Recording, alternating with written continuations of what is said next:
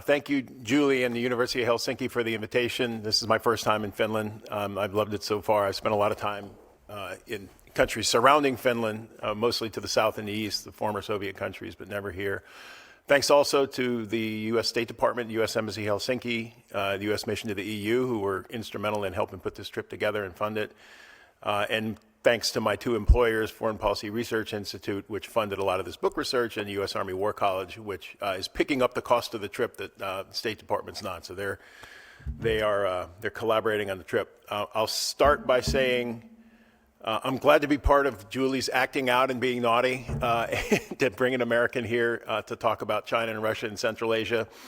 I'll start by saying my opinions are my own and do not necessarily reflect the policy or position of the U.S. Army War College, U.S. Army, or the Department of Defense. This is something we have to say at the beginning of every presentation. The good thing is I can now say whatever I want as long as it's factual, not classified, and I can be critical of U.S. policy where appropriate. I also should make it clear I do not speak in any capacity for State Department or the U.S. Embassy in Helsinki, right? I'm here in a completely different capacity. So.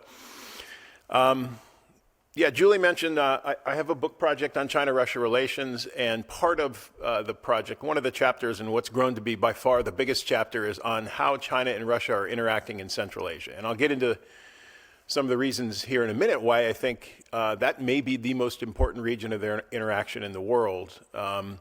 So that's what I'll focus on here. So the question, sort of the framing question for the book is this: how resilient and robust is the relationship, and what are its implications not only for their neighbors, but for global order, international order? Oops, there we go. So quick agenda. I'll go through the literature, the scholarly literature on the China-Russia relationship fairly quickly. I'll talk a little bit about how I'm approaching this question, my methodology, why I've chosen to do it in a way that's a little bit different than most of the scholarly literature engages it. Then I'll go over how they interact in Central Asia and go over some relevance and implications, at least what I've found so far. And I will caveat this by saying the book's not done. My research isn't complete. Most of the Central Asia research is complete, and that chapter is largely complete. But in terms of overall findings, also, if you're going to be deeply disappointed if you hope to leave after 40 minutes with a clear answer to the nature of the Russia-China relationship, because I don't think there is one. I think the scholarly literature, as we do often, right, in political science, we have these ideal types of these heuristics, bumper stickers. Hey, it's a strategic partnership. Hey, it's an axis of convenience. I don't think it's either, and I'll get into the reasons why that is in a little bit here. In the literature, the common themes on Russia and China, they're really three. They share a desire to end what they call U.S. hegemony, what we call the rules-based international order, and they share a desire to create a multipolar system. My sense is that's where the shared objectives break down, because they have different ideas of what multipolar means to them. The idea in Beijing that it's when the system settles out, when U.S. hegemony, finally the erosion of U.S. hegemony is complete, China's rise is complete, the power of the other poles in the system settles out, what you're really going to have is a bipolar system with some other smaller poles or axes of power. And then the poles obviously are in Washington and Beijing, and that most of the major international questions will be settled by a G2, right, of the U.S. and China, with some of the other power centers aligning with one or the other depending upon the issue of the day, right? So, whereas the Russian view is it's a true multipolar system. It is also a system based primarily on hard power, military power, and that Russia believes it deserves to be a pole in the system on an equal footing with the other poles, whatever those are. Certainly Washington, Beijing, Moscow, probably Brussels, and then there's debates on whether countries like Brazil, India, South Africa merit what role they merit in the system. But the Russian view of the system is multipolar. Russia is a pole on an equal footing with the others, and I think the Chinese view is quite different. So they also share a belief that the West threatens their external freedom of action and their internal stability, right? This is the meddling in internal affairs, the color revolution issue, which I believe I believe that they believe it, right? It's not true, right? It's not the Russian narrative that the U.S., whatever, CIA is going around funding civil society organizations to cause color revolutions around the world is untrue, but that doesn't mean that it's not a deeply held belief in Moscow and Beijing. And I think we sometimes don't understand. We do this a lot. We write this off as Russian propaganda. They say this all the time. They clearly don't believe it. I believe they believe it. And I believe that Beijing now has bought into this Russian color revolution idea, and that there's a belief in China that we are doing this, that we are running around the world toppling what we see as popular revolutions that overthrow corrupt authoritarian regimes is seen in Moscow and Beijing as Western intelligence service funded and directed coups that overthrow governments friendly to China and Russia. And we're just not going to agree on that. We're going to continue to disagree on that. And the fact that it isn't true doesn't really matter in the end, because that's what they perceive. And then the third thing is China is in a superior position, and that trend is accelerating.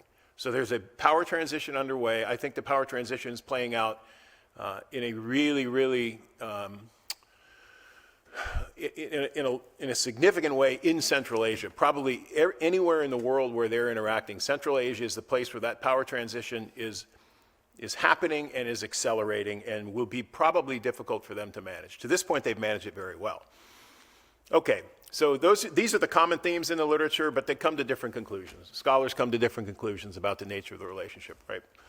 One group says it's a strategic partnership. It's an actual, true strategic partnership. It may not be an alliance like we have among the 31 NATO members or the bilateral security arrangements that the U.S. has with a lot of its key allies, but it's nevertheless, it's not an alliance because there's no treaty of mutual defense. There's no alliance treaty, but there are plenty of agreements, diplomatic and military agreements between them. This is the strategic partnership view.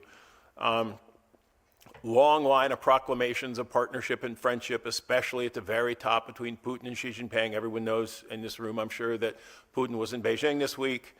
Over 40 meetings since 2012, summits. So in 11 years, they've met over 40 times. So on a pace of almost 4 a year. Deepening military cooperation. Putin actually, a few years ago said the word alliance and used the word ally about China for the first time. That's not necessarily significant in any sort of legally binding sense, but the fact that he used the word, I think, is significant. Then there's the axis of convenience view, which says, hey, their cooperation is pragmatic, it's opportunistic, it's instrumental. Each sees the other as instrumentally important, right? There's no love lost. There's no sort of, they aren't, the constructivism in political science will tell you that as countries interact, sometimes their views of each other change through the interaction, right? So this view says they can interact all they want. They're still not going to see each other as friends. This view tends to say, these are two nationalistic, authoritarian, sometimes xenophobic regimes. They will, over time, find ways to come into competition and possibly conflict with each other, right? This is the axis of convenience view. It's fairly prevalent if you look at U.S. government statements. It's fairly prevalent in our narrative, which I find it kind of interesting because in fact, not this Putin-Xi summit, but the previous one, John Kirby, the National Security Council spokesman, used the term marriage of convenience and sort of dismissed this as a marriage of convenience. I find that interesting because in terms of arguing for resources inside the U.S. government, the incentive is to characterize it as a strategic partnership, to say, hey, we need more money for State Department, Defense Department, all these, the intelligence community, because we've got to deal with this. So I find it interesting that we sometimes dismiss it.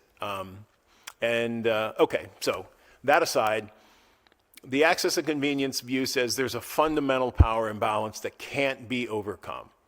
And no matter how much China, how careful China is at addressing Russia's concerns of being the junior partner, eventually it's going to become clear to everybody, both inside and outside this relationship, that Russia's in an inferior position, and their power is declining in absolute terms while China's is rising in absolute terms. And this view says that type of relationship has no legs. It can't persist for long.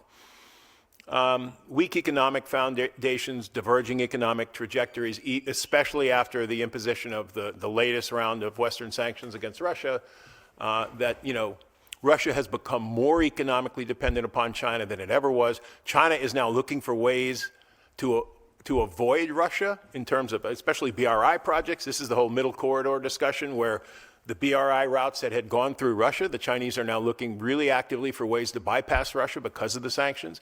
And so this is, in this view, this is another way that their economies are diverging or decoupling. And then I mentioned this before, both have fairly nationalistic, ethnocentric worldviews. Both have often seen the other as the other. And so this view says that pattern will reassert itself. What we're seeing now is a temporary marriage of convenience that will break down at some point. My sense is, as in most explanations in political science, neither of these is sort of objectively and empirically true. They're useful rules of thumb, heuristics, bumper stickers, ideal types, whatever you want to call them. They're useful ways to frame the debate about the relationship, but neither is true. My sense of their ties is there are three things. They're complex. That means they're not dominated by a single type of interaction, military or diplomatic or economic. They interact across a range of issues in a range of ways. They're dynamic, they're changing. Lately, they've been changing, they've been growing closer and closer together, but over time, they've converged and diverged plenty over the decades and the centuries. So I don't think they're static, and I think that we should be watching to see what trajectory the relationship takes in the future, because it will continue to change. And I think they're contingent. Like any relationship, things can happen, things that don't seem important at the time can happen and then can escalate into becoming a major issue in the relationship. And in relationships where there's a long history of positive interaction, where you have compatible regime types, and a lot of the literature says especially democratic regime types, where you have formal agreements, alliance structures, those all act as shock absorbers. So when these things happen, contingencies happen, the relationship can survive it. My view is the China-Russia relationship is not yet resilient enough to survive a major setback somewhere in the world. Contingency happens on the ground, right? That's the thing, is it doesn't happen in the UN, it doesn't happen in a military exercise. It happens because something happens in some country where both China and Russia are present and have important interests at stake, and something sets them at odds. And sometimes that thing is not predictable. And so that's why I think we should be watching how they interact in regions of the world where they're both present, they're both active, they both have interests at stake, and sometimes their interests don't always align. Okay.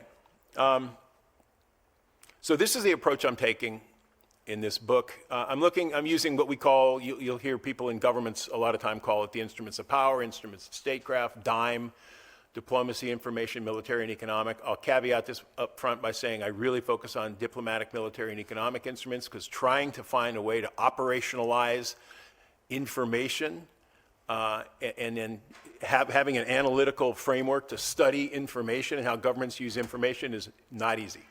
I found this out over the last 2 years. It is not easy to do. And so I'm talking a little bit about information, but in more of almost sort of an anecdotal or ad hoc way, not an analytical way.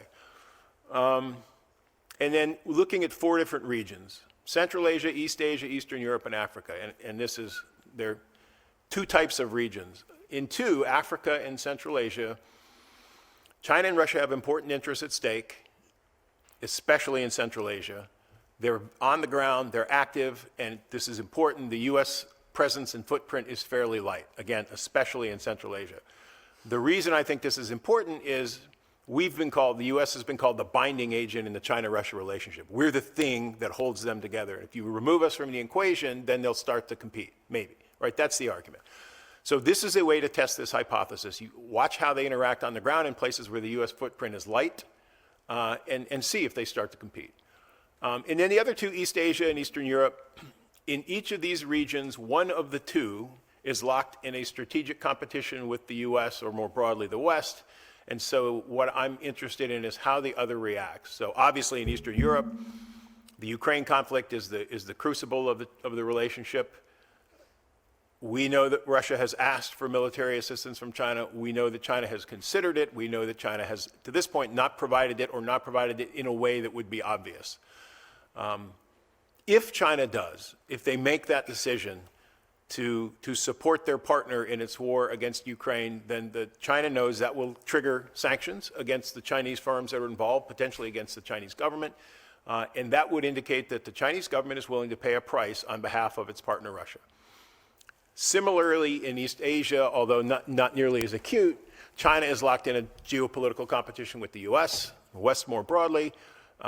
If Russia's in a much less advantageous position to contribute anything really significant to China in this competition, but there are things the Russians could do that would advance Chinese goals and complicate things for China's competitors in this region. If they choose to do that, then again, this argues that the relationship is more robust and resilient than the axis of convenience narrative believes, because Russia will incur a price. They'll pay a price. Okay.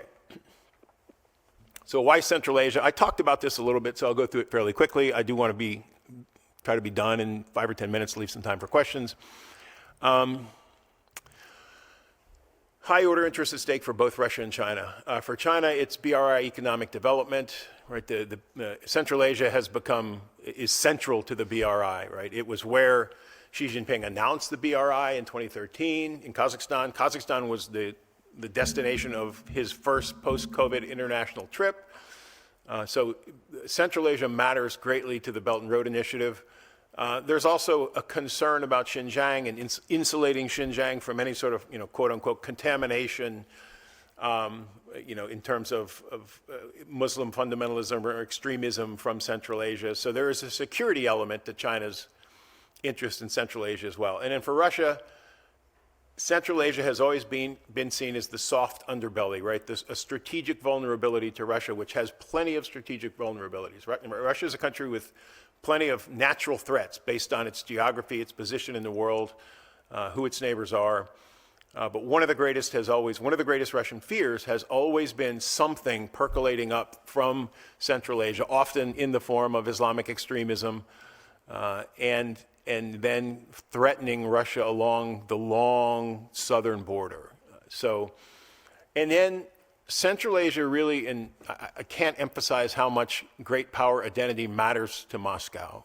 Central Asia is critical to Russia preserving any vestige of a great power identity, right? Its identity as a great power had often been seen as a function of its relationship with the West and also its relationship with the South and East, right? And those were very different relationships. With the West, it wanted to be seen as a peer, as a member.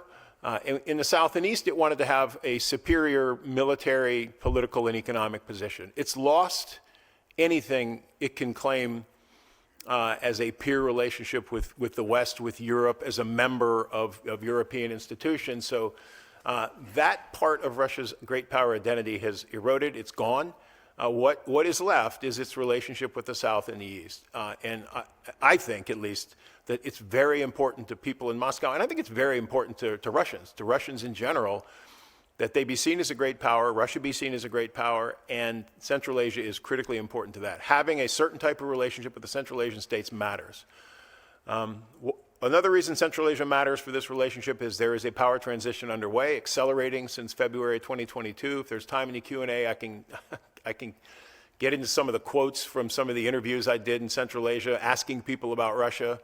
I was shocked, this is Kazakhstan primarily, the extent to which, at least among the expert community, the legitimacy, the reputation of Russia has collapsed in Central Asia in the wake of the Russian invasion of Ukraine, which came a month after the CSTO military intervention in Kazakhstan, requested by the Kazakh government. So you went from really maybe the high point of Russia's reputation as a security provider in Central Asia to the low point within the span of a few months.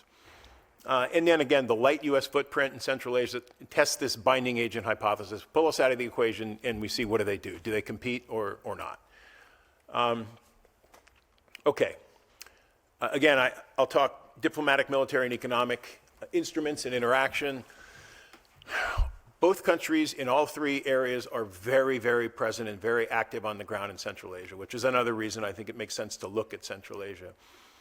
There's a really high density of institutions in Central Asia compared to other places I looked at. Institutions where China and Russia are members, one or the other or both. You've got the Shanghai Cooperation Organization, you've got the Commonwealth of Independent States, the Collective Security Treaty Organization, the Eurasian Economic Union, the Belt and Road Initiative. All of these institutions play a role in regulating the political, security, and economic environment in Central Asia. The interesting thing is, in the institutions where China and Russia are both members, the Russian drive has been to expand them, like the SCO, right? And part of the reason for that is the larger the group, the less loud China's voice is, right? In a group of 4 or 5 countries where it's Russia and China and then a couple or 3 smaller countries, the power differential between Russia and China in the institution probably is a little more apparent than it is in a group of 20 countries. So the Russian drive has been to expand institutions where it and China are both a role, which have a role, or both members, which I think tells you a little something about the way the Russians see the relationship and the trust they have in the institutions and in the Chinese to to keep the relationship at a peer level, a parity level, and to regulate their interaction. Really, really high pace of diplomatic visits. And again, like I said, Xi Jinping's first post-COVID visit was to the region. They cooperate very closely in reducing Western influence and fighting what they call the 3 evils: separatism, extremism, religious extremism, and what's the third one? Somebody help me out. Let's see. Extremism, separatism, and anyway. They have these 3 things, 3 evils that sort of break down to, overthrow of governments, religious extremism, and violent separatism, that they agree on. These are things that threaten Central Asia, and most of the Central Asian, actually all the Central Asian countries agree as well that these are things worth fighting. Now, the U.S. has had what it calls a C5+1 format for years. It's the 5 Central Asian states plus the U.S. Each China and Russia have launched their own C5+1 in the last year and a half.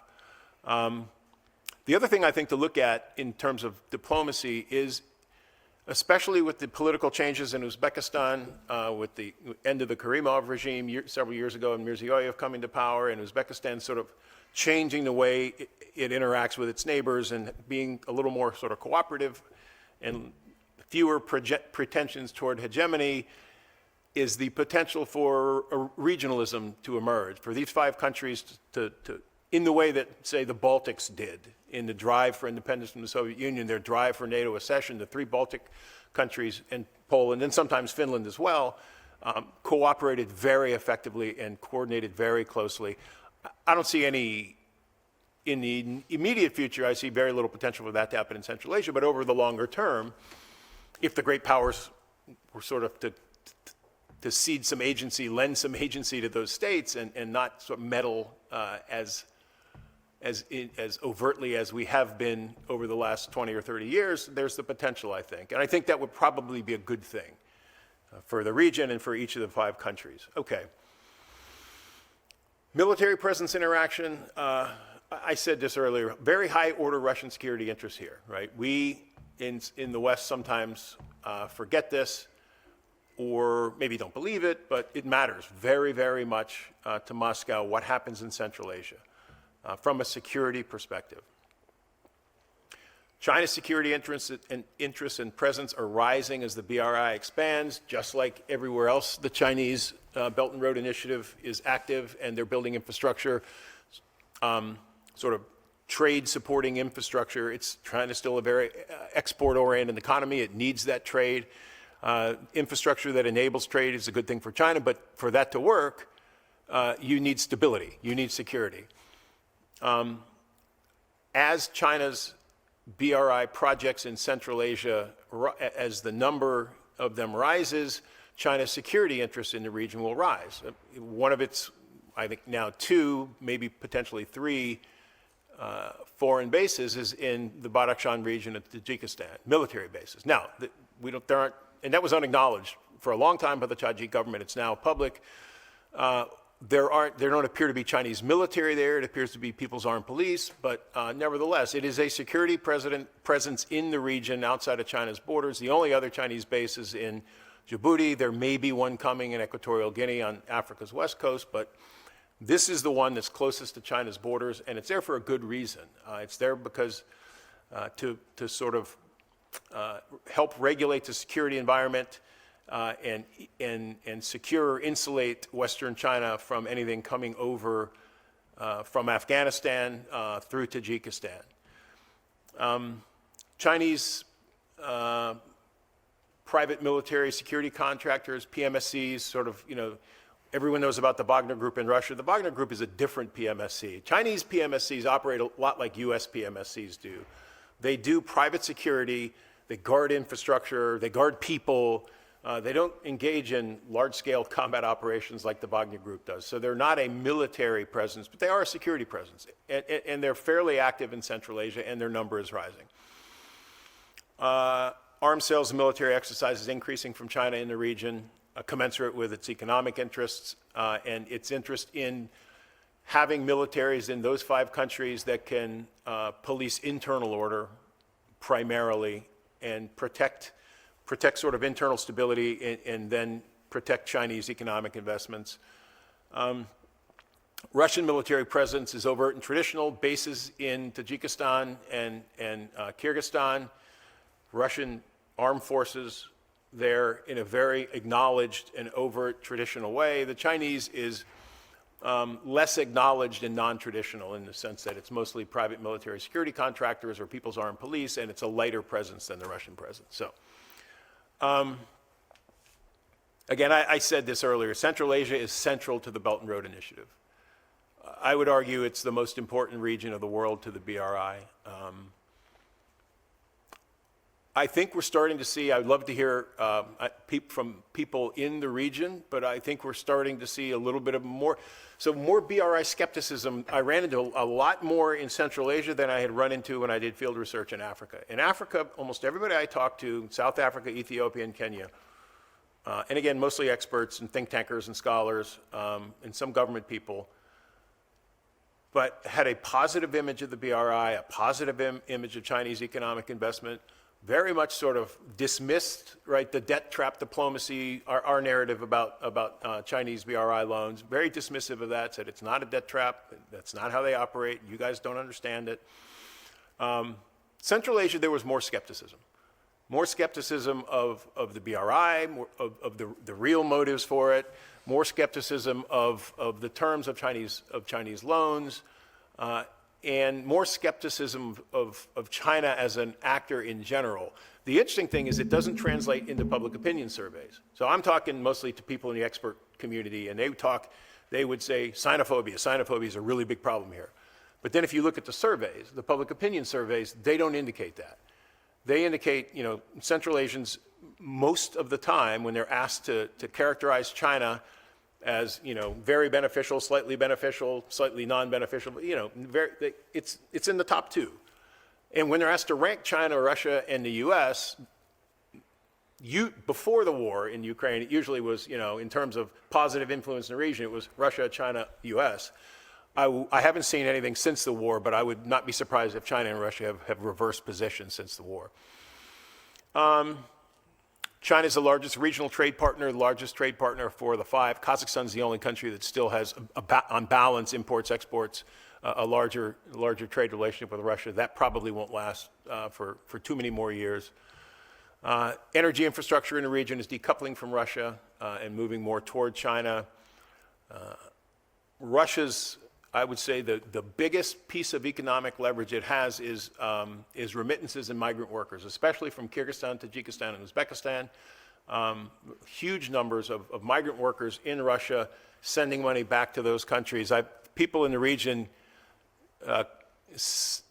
characterize that, some of them, as this is Russia's negative economic leverage. It has the potential, if it wants to kick these people out and turn the remittances off. And the remittances are a big part of the GDP of those countries. And so there's a little bit of They need that Russian labor market, but they're also concerned, especially given the way Russia has reacted, weaponized, instrumentalized many economic instruments in the past. There's a concern that they could do that with migrant labor. Okay, I'll end here. What have I found? Again, probably nothing satisfying if you're looking for an easy answer to this relationship. There is a power transition underway. They've managed it well so far.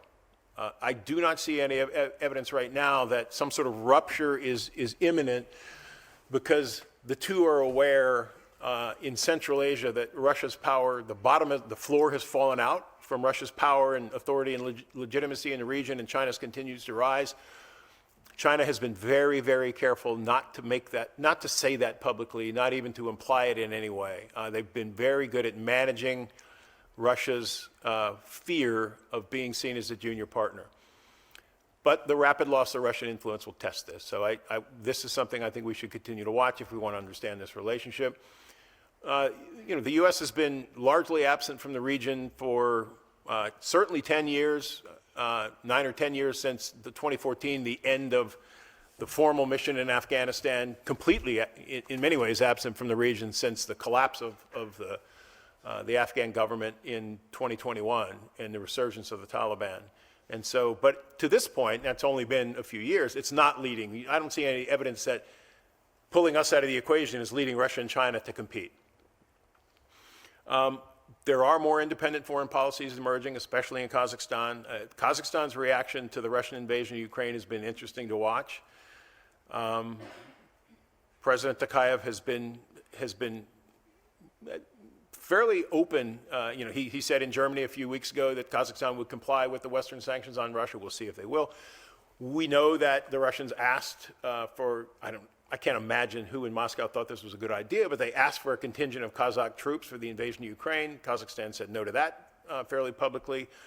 So there's a lot of evidence that Kazakhstan is charting a more independent foreign policy. And I think what happened between Armenia and Azerbaijan has caused Kazakhstan to sort of maybe reassess its relationship with the Russian military, its reliance on Russia as a security provider, because the CSTO and Russian security guarantees, I think, have taken a serious hit in the wake of the end of the war in Nagorno-Karabakh. And then I talked about this earlier, potential for regional integration. It's just something to watch. In the over 30 years now of independence, I think this is probably the best chance the 5 countries have had to actually, to more formally, Turkmenistan of course is an exception, but to formally coordinate their economic, national security and foreign policies, and for a regional identity and